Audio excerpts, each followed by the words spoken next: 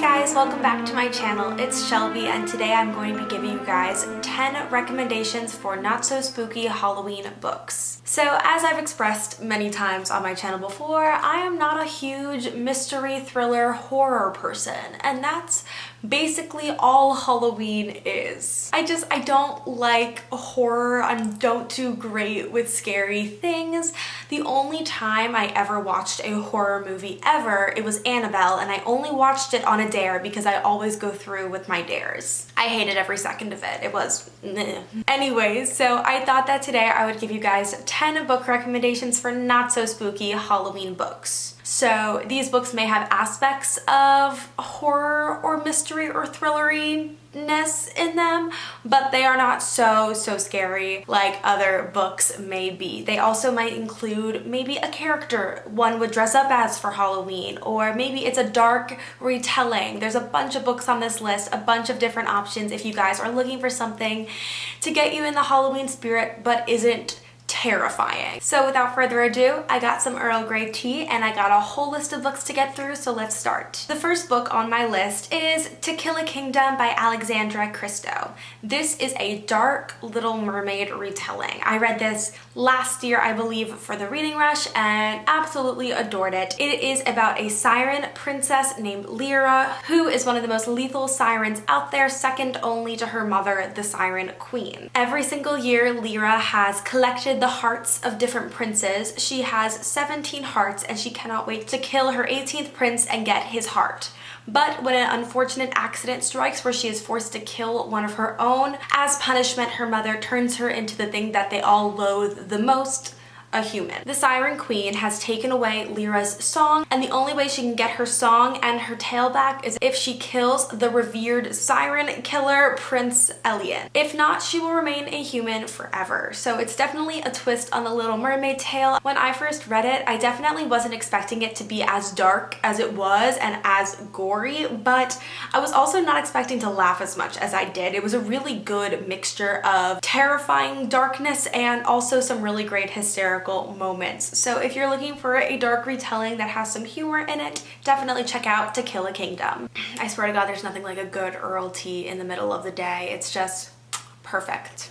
The next book I'm going to talk about is The Wicked Deep by Shea Earnshaw. Now this is an awesome witchy book. It is a standalone and it is about this cursed town called Sparrow. So about 2 centuries before, 3 sisters were drowned after being accused of being witches. Now every single summer the sisters return, taking over the bodies of 3 weak-minded girls in this town, and they seek their revenge by luring 3 boys to the water to their deaths. So every single summer, at least 3 boys die under the thrall of these sisters. This book was chilling and heartbreaking and spooky. If you are looking for something that's like mysterious and atmospheric and just gives you all those like chilly vibes, this is perfect for you. There were just some fantastic twists, and the mysteries surrounding the whole town and the sisters was so interesting. I really liked that they had bits of history thrown in amongst the chapters. So you would have a chapter and then you would learn a little bit more about the sisters before they died.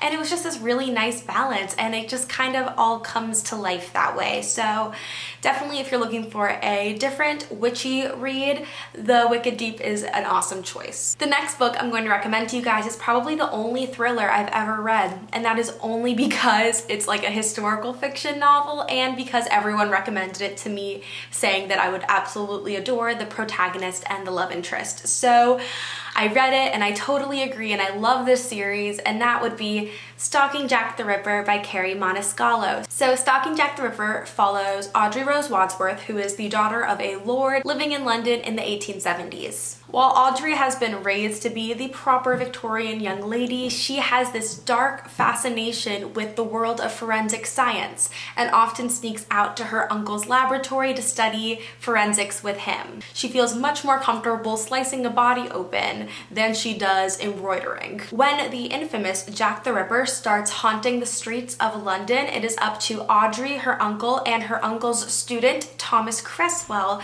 to use the bodies to solve the murders and figure out who exactly Jack the Ripper is. I adored this book. I once again loved the blend of humor and horror. I think Carrie Maniscalco did a really great job researching the history of the Stalking Jack the Ripper murders and kind of weaving in truth with the fiction. I think that made for a much more believable story. I thought Audrey Rose Wadsworth was an amazing protagonist who was strong-willed and didn't let societal norms stop her from doing what she wanted to do, which was be a scientist. I also absolutely adored Thomas Cresswell. He's just, you have to read it to find out. He's amazing. I love him very much. And I also recently just finished the series. I just read the 4th book, Capturing the Devil, and I absolutely loved all 4 books in this series. I cannot recommend it enough to people who are kind of on the fence with thrillers. I think this was a really good starter book for me and is allowing me now to look into some more scary books. So cannot recommend Stalking Jack the Ripper enough.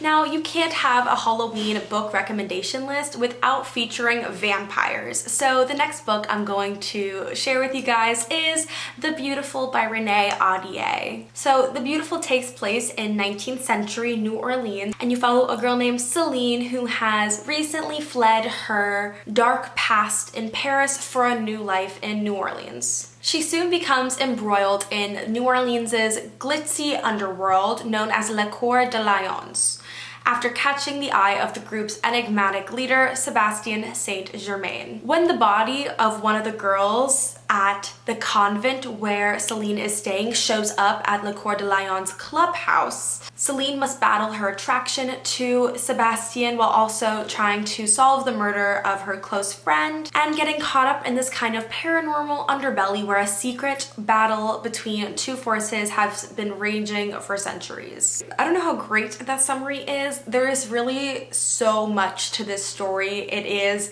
absolutely fabulous. I think that Twilight fans will adore this book. I know I did. Specifically, what drew me to this book is that I love the show The Originals, which is a spin-off of The Vampire Diaries that takes place in New Orleans and is about vampires, and the fact that there is now a book about vampires in New Orleans in a different century, I just had to read it and I loved it. I know a lot of people loved it as well. I think it is a really great take on the vampire mythology, and if you're just looking for a good vampire read, highly recommend this one and the second one in the series. They're just both fabulous and I adored it, and if you need some vampires this month, this is the book for you. Next up, I'm going to recommend to you guys This Savage Song by V.E. Schwab, which is about a world where monsters are born out of horrific acts done by humans. Specifically, this book takes place in this city called Verity, which is divided in half. On one side you have humans, on the other side you have monsters.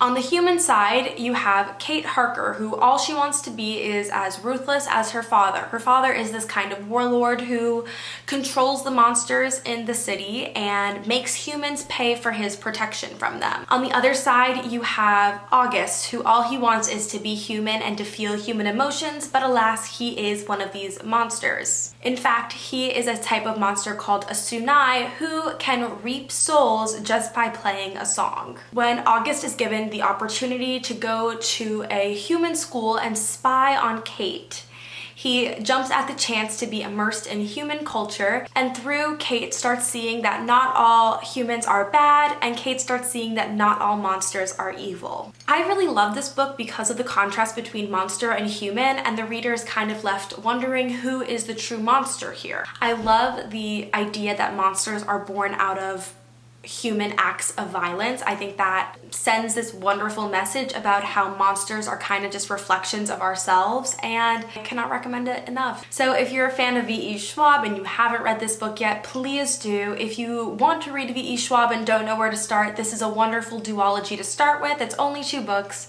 and I think it's just a really wonderful series. So the next book I'm going to recommend to you guys, I think it is the 6th book, is actually a graphic novel, and I actually have it right here, and it is Monstrous by Marjorie Liu and Sana Takeda. Monstrous is set in an alternate matriarchal 1900s era Asia in a richly imagined world of Art Deco steampunk. And it tells the story of this teenage girl who is struggling to survive the trauma of this big war and who shares a mysterious psychic link with a monster of tremendous power. The images, while beautiful, are also kind of disturbing, and just let that be known before you go into it. There are some very graphic images in this book, but I think it is kind of awesome. I was definitely a little bit confused at the beginning of the book. They definitely throw you right into the middle of the action, but they do also try to take the time to explain the world and the magic systems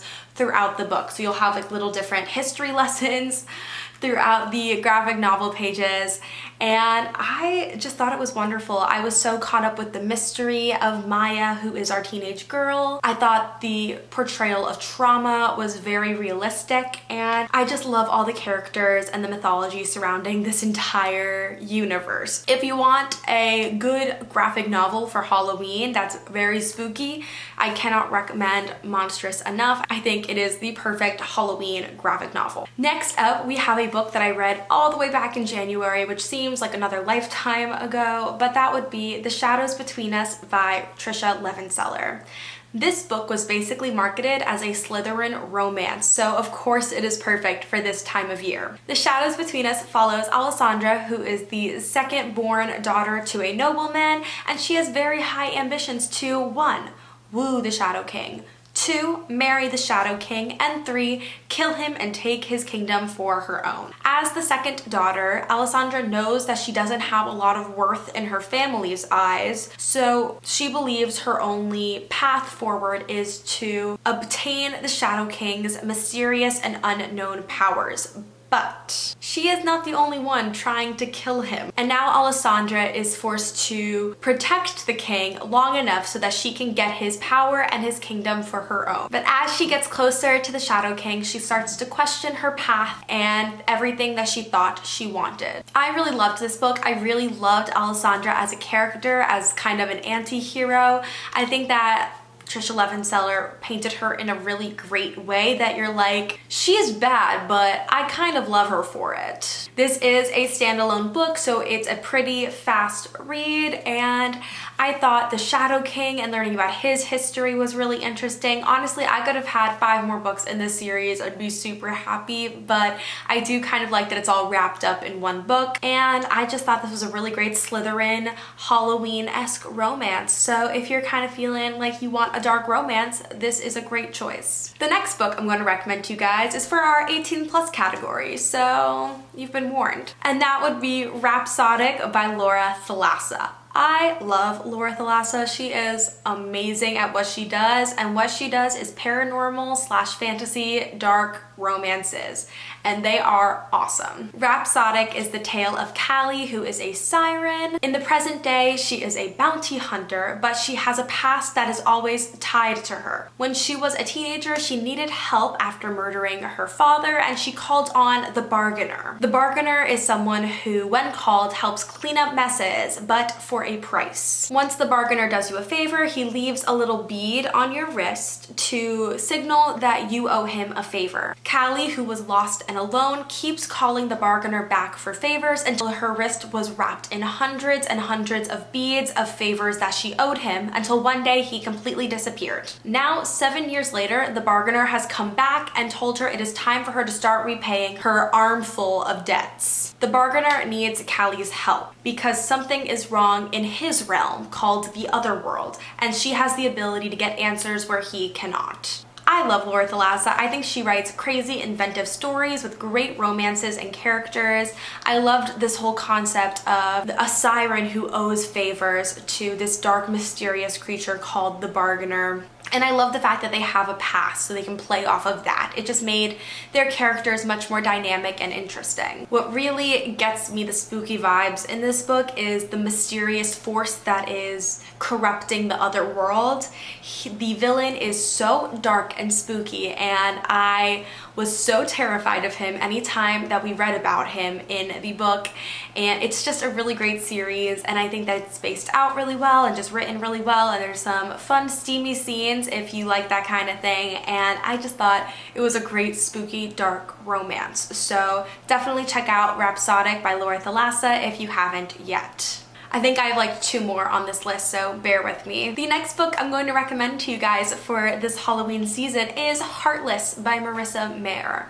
This is the origin story of the Queen of Hearts. Marissa Mayer took a pretty well-known one-dimensional character and gave her a history with feelings and motivations, and because you know how it's gonna end, that makes it all the more dark and mysterious, because you spend the whole book wondering how this perfectly normal girl named Kath, who likes to bake, turns into this ruthless Queen of Hearts. Now, I don't think the story redeems the Queen of Hearts in any way, but it makes you see this villain in a new way, which I think is so cool. As I said before, knowing the ending made this book feel very dark, and it's just kind of perfect for the spooky season because, of course, you know, the Queen of Hearts is a villain, and I think that if you want to see how she ended up dark and horrible, this is a really great book. I actually listened to this audiobook and I highly recommend it. I thought it was really wonderful, and it's a standalone, so yeah, it's a perfect spooky read if you guys like Disney and kind of retellings of Disney characters. The last book, I know we finally made it. The last book on this list is Three Dark Crowns by Kendare Blake. Probably heard me talk a lot about this book on this channel ever since I read it, I believe in March. I have been absolutely obsessed with this series and kind of the dark twistedness of this world. So Three Dark Crowns takes place in the kingdom of Fenburn, where every generation triplets are born. 3 queens who are all equal heirs to the throne and each possess a specific kind of magic. At the age of 6, these 3 sisters are separated and sent to be raised among families who can help them hone their specific skills. One of these sisters is Mirabella, who is an elemental, meaning she can control the weather. Catherine, who is a poisoner, which means she is immune to different poisons and has a knack for working with them. And Aranso, who is a naturalist, which means she works with animals and plants and all the naturey stuff. All 3 of them are equally entitled to the crown, but only one can rule. So on their 16th birthday, the ascension begins, which means the sisters must display their abilities over the next year until 2 of them are killed and 1 remains. I thought the world building in this book was fantastic. I thought the concept of 3 sisters trying to kill each other was really gory and gross, and also very fascinating to learn about the dynamics of 3 sisters who once loved each other being forced to kill each other. And if you want a dark book, this is fabulous for that, because I can't even tell you guys why. You'll have to trust me and that it is fabulous and check it out. But yeah, those are 10 books I'm going to recommend to you guys for this Halloween season. I hope you all enjoyed this video. Be sure to leave your Halloween recs down below so I can check them out. I always love looking at books you guys recommend for me. And that is it for this video. So if you guys liked it, don't forget to like, subscribe, and comment. Hit the notification bell to get updates on when I post. I post every single Monday, and it means so much to me to hear your comments down below. They always make me smile. They always make my day. Also, don't forget to check out my different social medias. I'm on Instagram and Twitter, and that is it. So I'll see you guys next time. Bye!